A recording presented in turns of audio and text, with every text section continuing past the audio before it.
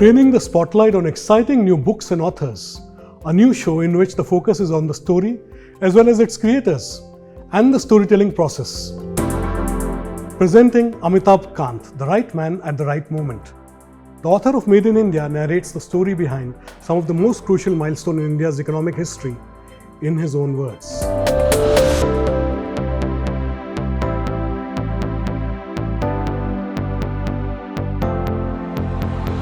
So congratulations on Make in India. It's a great read, fantastic read, and you have been in the center of, India's history. You are the right man at the right moment.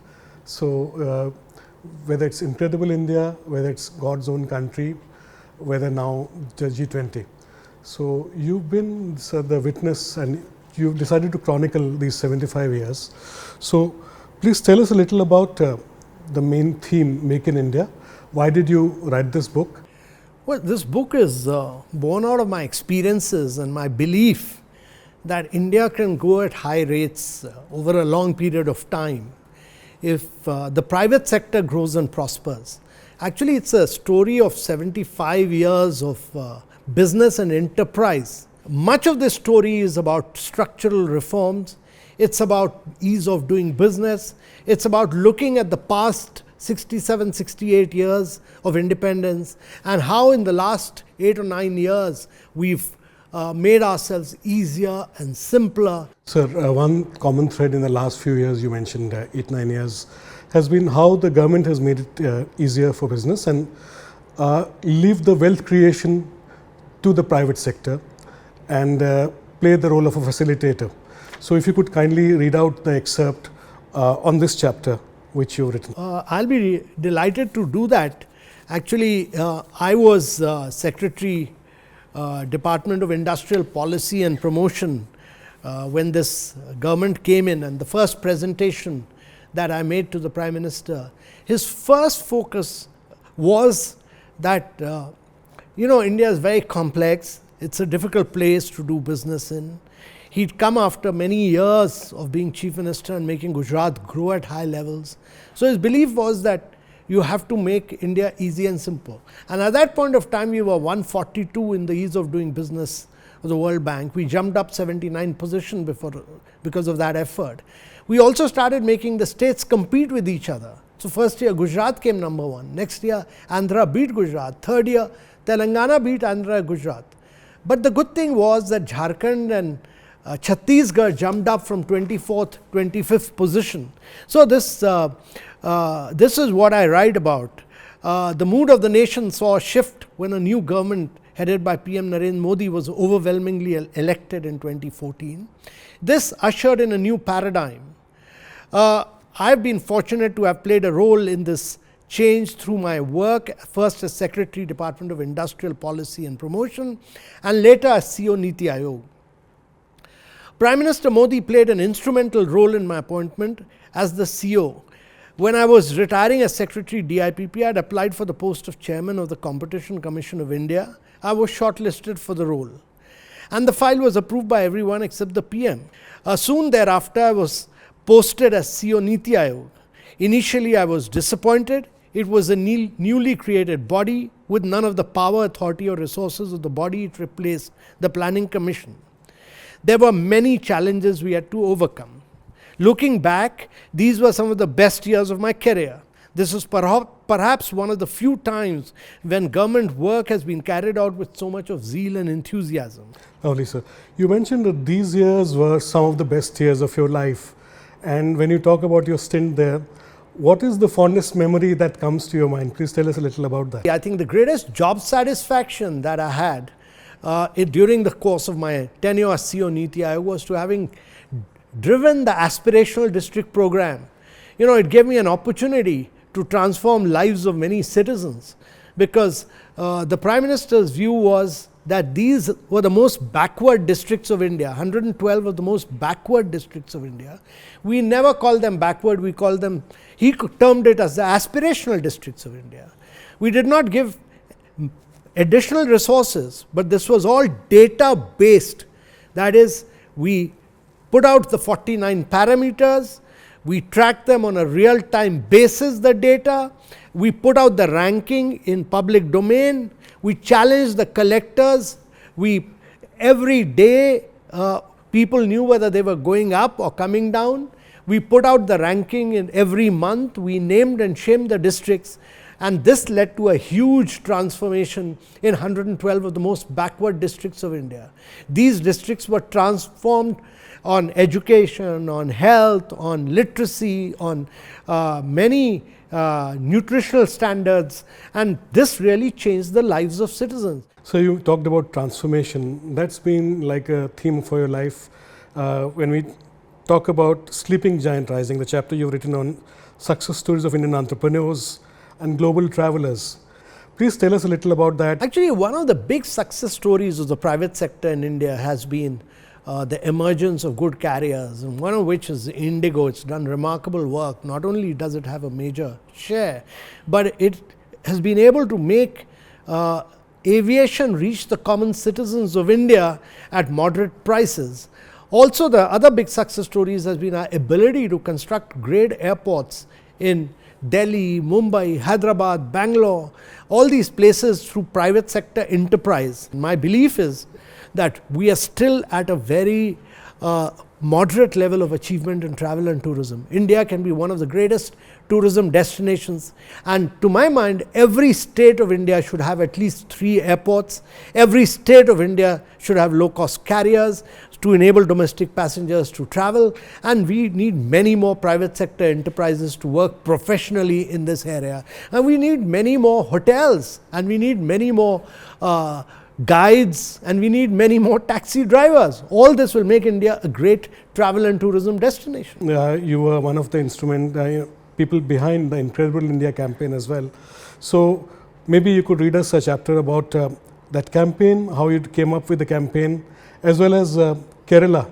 You were the person behind the slogan, God's own country.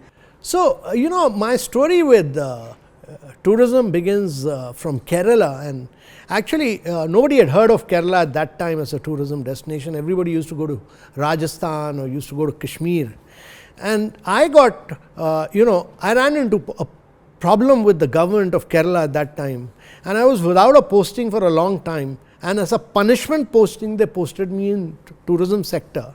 They thought that nobody else wanted to become tourism secretary, and I became the tourism secretary. But I used it as an opportunity to develop Kerala as a high value tourism destination. And my belief was that Kerala was unique, but it needed to create its own brand, its own distinct identity. So it had only one product at that time, which was the Kovalam beach, which was in very bad shape. We closed it. But we opened new products. We went to the backwaters of Kerala. We opened up the houseboats of Kerala. We went back to Kerala cuisine. We went back to Kerala martial arts. We went back to Kerala's great art forms. We revived the traditional Kerala architecture, the Nalkittam houses, all that we did. And I think it leads to the other anecdote you've written about hosting Prime Minister Atal Bihari Vajpayee there.